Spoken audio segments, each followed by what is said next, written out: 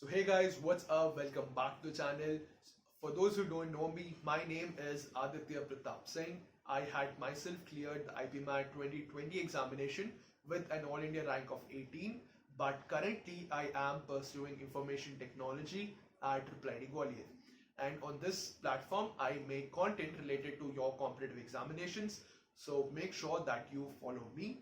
Well, I know it's been quite a time since I uploaded a video. Well, no worries, I'm back. Trust me, I'm back with a very informative video. This episode, I have a student who has cleared the IPMI 2021 examination, and she has, in a very descriptive manner, expressed her experiences and her preparation journey.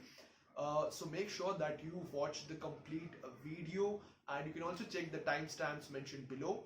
Well, this is the part 1 of the same. The part 2 would be uploaded in a couple of days. So make sure that you check the links in the description if you're watching it later. Well, the process remains the same. Make sure that you like this video and share this among your friends or in your WhatsApp groups, etc. And let's get started.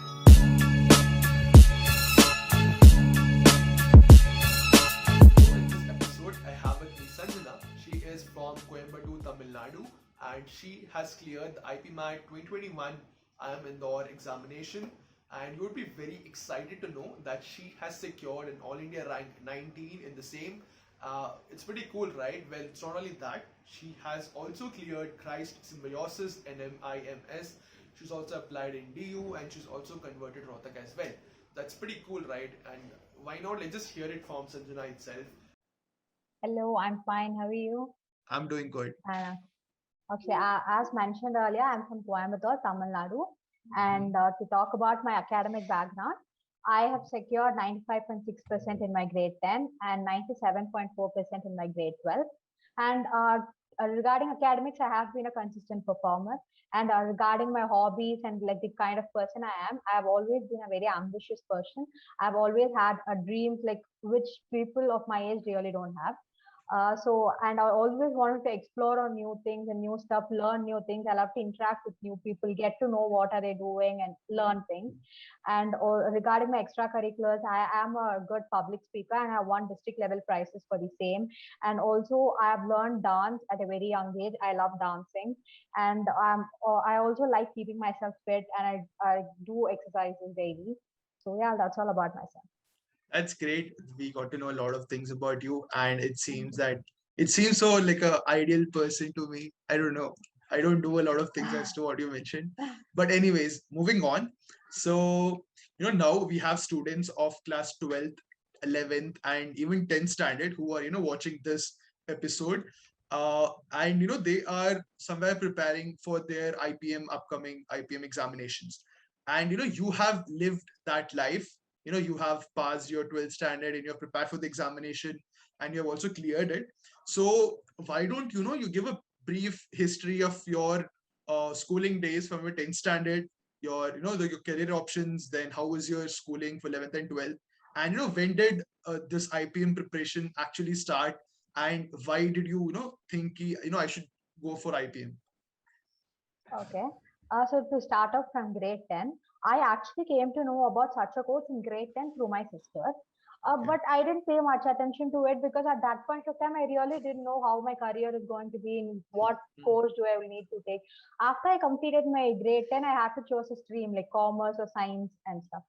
I realized that my interest was not in science. Like I can't do something that I'm not passionate or interested about. I will not be able to give my 100% to it. So I chose commerce, and I was really feeling very good because I made that decision in grade 10. And after that, in grade 11, through my school, I got enrolled myself for coaching for IPM because I know Okay. about the course, but I didn't do a lot of research on that. What is its scope? Like everything, I didn't know much. But then, like even my parents said, like my parents knew a lot about this course, and then even my sister, they told me like you get enrolled in this course. It is definitely going to have a huge scope in the future.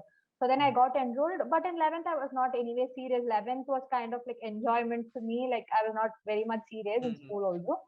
When it came to 12th, I started exploring a lot of career options because I had to see which all colleges I can apply, which are all the top colleges, which are all the golden opportunities that I have. That's when I knew the real value of this course.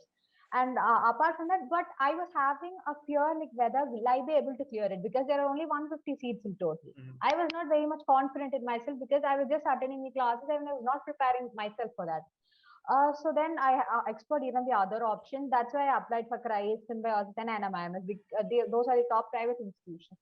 And also Delhi University was always my preference. Like Okay. Sri Ram College of Commerce was my preference. Like these were Okay. the college options that I was looking when I was in grade 12. But then IPM was always a dream for me. Like, and getting into IIM Indore was a dream, which came true. I'm grateful for that it came true. And I think it's better that we start early and see the career options, because that the competition is growing for the same and everything. It's better that we get a clear knowledge about our career paths at like probably at grade 11, not before that, because we all won't be sure. We Yeah. can start exploring at grade level. Okay, well, that's great. You made it, you had a dream and you achieved that dream. That's, really quite a good news. So how was it, when the result came and you saw 819, how was it? How was it feeling? I really couldn't believe, because I have imagined this a lot of times that is happening to me. Like I'm Okay. using my phone and I'm getting a notification. So this happened in real life. I was not able to believe the same. And then I told my parents, they were really happy than I was. I called my sister and then I called my family members. Everybody were happy. My teachers especially, they were really happy for me. And I don't know how to express that one feeling of getting into your dream institution at that one point of time. I was just grateful for everything that has happened. Yeah, that's actually great. When you achieve, when you like really work hard for something and kind of at the last, you get it. That feeling is at a next level, man. You just obviously you can't express it in your words. Well, okay, so moving on, like fast forwarding to the day of examination when you had your IPMAT examination. So what was that day like? Like what was running in your head? Everyone is tensed on the examination day. So how did you focus yourself before the examination? The day before night, I just revised all my formulas, and the next day morning, I didn't want to learn new things and see everything, because it made me get confused. So I was like, whatever I know, I'll give my best. And this, many people advise me to don't think this is a life changing moment, because that will add on pressure on that one day. So I just thought I'll give my best, and we'll see through the results. And once the exam started, I was really nervous, because the first was short answers, and for the first question was a very easy question which I was able to do, but because of the tension, I did not know the procedure. And then I went to the second, third, fourth, and only after like 2-3 minutes, my tension was reduced, and then I started solving. I came back to the first question. I just got the answer within a minute. So because of that tension, I was not able to even concentrate on the questions that were there. But after that, gradually, it just got reduced. Like once I was solving all the questions. Okay, well, that's like good. Okay. So, when the examination started, so what was your approach towards the paper? How did you attempt it?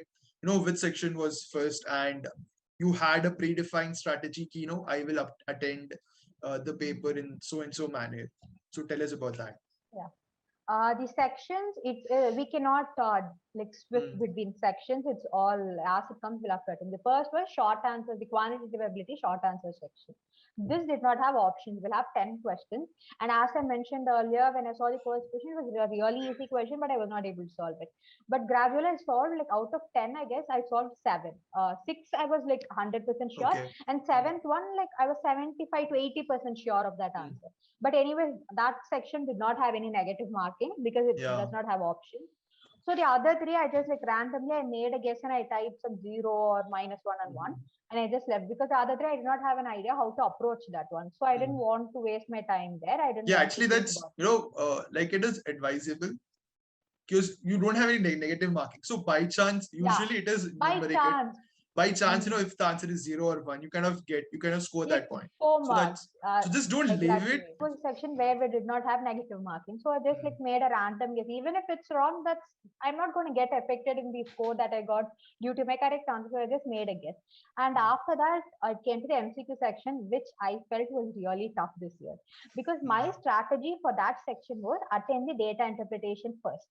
The data interpretation, usually it used to be a bar graph, pie chart, or a table kind of thing. But this year, it was a kind of a surprise. We got a logical reason kind of puzzle. It was an unfilled table where you have to fill the values and then answer the question. Unfortunately, I started to do that. Like I tried to do that, but then I was not able to get the answer. I spent around 2 to 3 minutes and then I felt, no, this is not going to work out. Let me go to the normal question. And that's where, like, my tension started. And I was like, what am I going to do? This, I'll have to clear this. At least I'll have to clear the cutoff of this section, because it was really tough, that one section. And there were 20 questions. I actually attended only 10 of them because I Okay. wasted some time here. Hmm. Moving on to the next section, verbal ability. I thought I'll give it as a new exam. I didn't want to have the tension of the last section, which I did not do it properly. So actually, verbal ability was easy for me. It was not tough. Even the reading comprehension was easy for me. So I thought I'll give my best in this and I'll boost up my score here. Like what all I left it in the previous section, I wanted to boost up in this section. And after I completed verbal ability, I was pretty satisfied. I was okay. Out of 30, I guess I attended around 24. I'm not sure about the correct number, but around 23 to 24 questions I attended in verbal ability. Okay. That's a good number of attempt, like even for the Yeah. quant section as well. So yeah, that's a good number of attempt. Coming on to your preparation of IPM examination. So how did you study for the examination? Like, was it self-study or did you join any coaching? So what was your preparation strategy? So tell us about that, and also like do mention what was your like daily routine, the number of hours you studied in a day. So yeah, just brief us about that. So as I mentioned earlier, I got enrolled into the Career Launches 2-year program in my grade 11. Okay. And in my grade 11, I used to have classes at my school. They were all offline classes, and that time there was no COVID and everything. So I was Okay. having my offline classes. But when I came to grade 12, it all shifted to online. But actually, in my center, there were only 2 to 3 people who were like enrolled for that course. So we did not get proper online classes link and everything. So it got abrupted in between. And after that, we had to reach our school because we got enrolled through our school. We had to reach our school to get in contact with Career Launcher, and then they enrolled me in an express batch where they took the entire syllabus again. Okay. So then I was attending the classes, but my self preparation started only in the month of April. Before that, I was attending all the classes and I was having my whole concentration while the class, but I did not self prepare because I was totally into my board exams preparation. I was not able to manage. And in April, like due to COVID, they were telling our boards are going to get cancelled and everything. I started preparing 5 days. As I started it a bit late, I had to learn for nearly 8 hours a day because I did not have any option left with me. So I used to wake up, read newspaper, which is really necessary. I read newspaper, and then after that I'll start with quants in the morning. I'll try to complete one chapter per day because I do not have much time. I'll complete one chapter per day, and after that I used to have a break and then go for verbal ability. Either I will do some reading comprehension, or I'll go through some grammar topics or para jumbles or para completion. And then in the night I used to go for some sectional tests or topic tests. We were offered by our by the institute, so I used to go for that. I thought like English, I was a bit okay with English, but I was much more concentrated only on quants because I was scared for that. So that this used to be my routine, like from April, May, June, and July. And when it came to June end, I started giving a lot of mocks. Before that, I was giving, but it was like 2 weeks once or like 3 weeks once and so. But towards the end, I started giving a lot of mocks because I had completed my syllabus, like more or less of this, like 80% of the syllabus by mid May and end May. After that, all I was concentrating on mocks. Yeah, mocks and revision, where which topic I was weak at, I should concentrate on those topics, and then I started all of this. Yeah, fine. So we'll come to that, but before that, you mentioned two things, that you took coaching, and in the last you also did self-study. So why don't you give a comparison between the self-study one needs to do and the coaching, when he gets, and the coaching, the people in the faculty in the coaching, they teach you. So like just give a comparison between the both, which is more beneficial. Okay. This is a really subjective choice. Because people who are very much clear in topics, they can definitely go for self-study. It is not really required for them to go for coaching. But people who really want assistance, who want clarification on the topic, who are not clear in those topics, they will definitely need coaching. Instead, they do not go coaching for 2 years. Like they can go for 1 year, like they can get to know about all the topics. Because as I said, I was merged with the express batch. That was enough. Like for me, that was enough. I didn't require the earlier classes. That express batch was enough. So for 3-4 months, like there used to be crash courses and everything towards the end. 3-4 months where you get yourself enrolled, and then they'll take all the topics, especially for quants. I'm talking about quants. Verbal, I think it's all about your language. Like it's a long-term process. You cannot build your language within 3 months or 4 months. Like you can definitely build your vocabulary, but on the language and stuff, you should work for like a long time. Only then you will get hold of that language. So for quants, it's really based on you. If you're a math student and if you're good at maths, then you don't want. You can definitely go for self-study. But if you're not good at and you're not confident in maths, you can go for coaching and you can get to know the tricks and everything that I use. Yeah. Okay. The second question that what would you suggest? Like, is it possible to clear the entrance in 1 to 4 months, or one should or one prepares for like 1 to 2 years for that? Like, is it practically possible for one in 1 to 4 months of time? I guess it is possible because I have seen few people who learned for 1 month and they have cleared. Like I saw an interview of a senior who said she studied for 1 month and she cleared. I think it's not about the time, but it's about the quality of the time that we are investing for learning. Because Right. how much of effort that we put into, it's not necessary for you to sit 10 hours daily and learn, but nothing goes into your head. There is no use of investing that 10 hours, but it's about how much you understand the concept, how much you're able to implement the same concept in the questions. So it's not regarding the time, because as I mentioned earlier, I learned for like 3.5 to 4 months. That was the time that I self prepared myself, and that was enough for me to clear it is the same with everyone else. It's about the time that you're investing, the quality of time that you're investing, and how much concentration you put into while you're studying.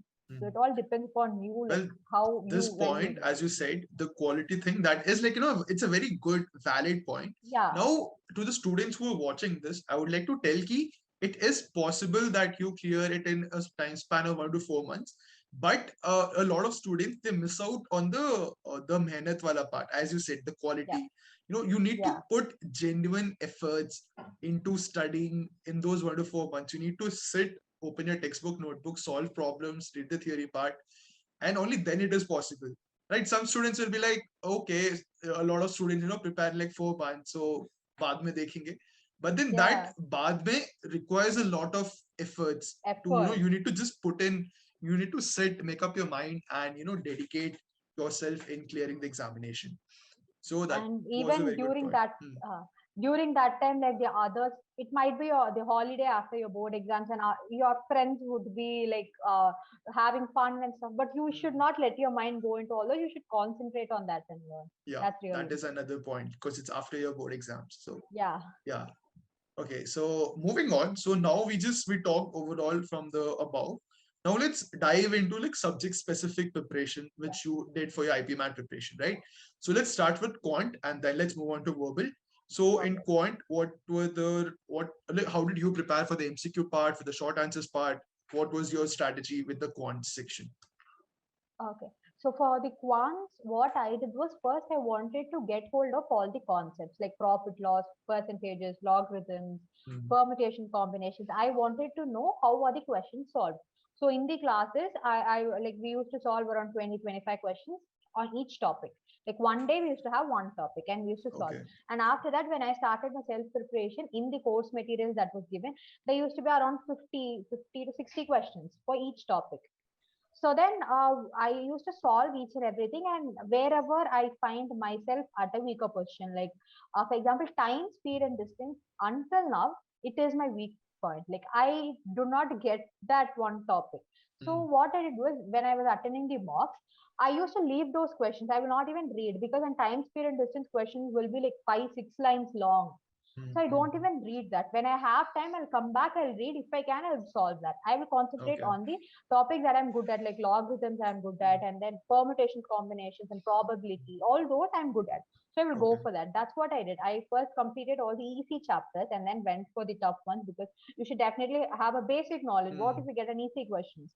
So I went to the tough topics, and I made sure that all the lessons that were given in the course material, I had at least a basic knowledge of all these things.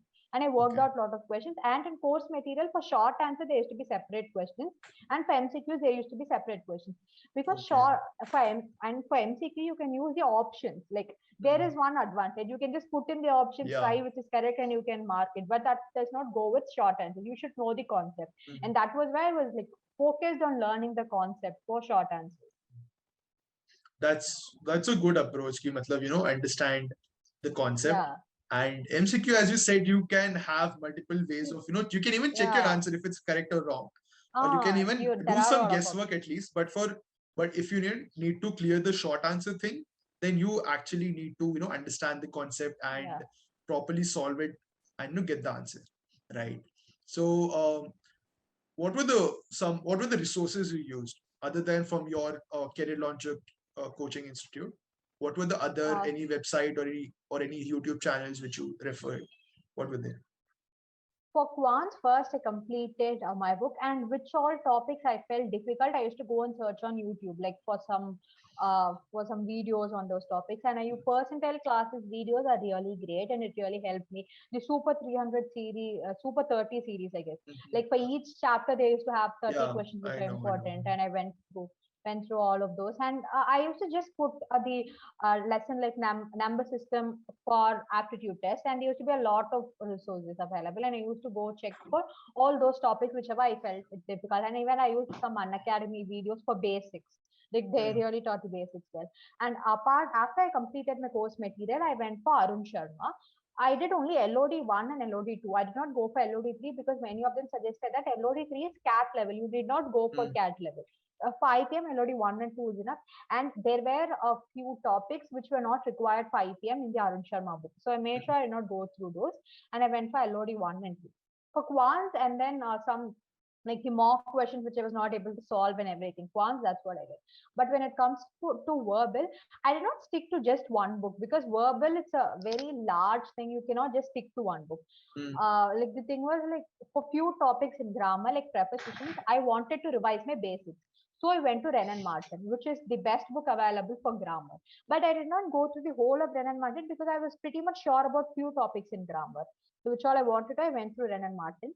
And others, I just solved few exercises that was given in the course material. And for vocabulary, word palm ADC, like which everybody knows, like I use that. And newspapers, like I used to find a lot of new words in newspaper. In the editorial side of the Hindu that I read, I used to find a lot of new words, and then I used to search meanings for that. And apart from that, I solved reading comprehensions daily, and I used Pearson's material also for English. Okay. There used to be a complete guide by Pearson. I used that one for English. RCs and para jumbles, para completion. I used to do that every day. Like alternative days, I used to do one, like 5 RCs, and then if it's para jumbles, 10, and para completion 10 para completion. Okay. And stuff. I used to do it every day. Fine.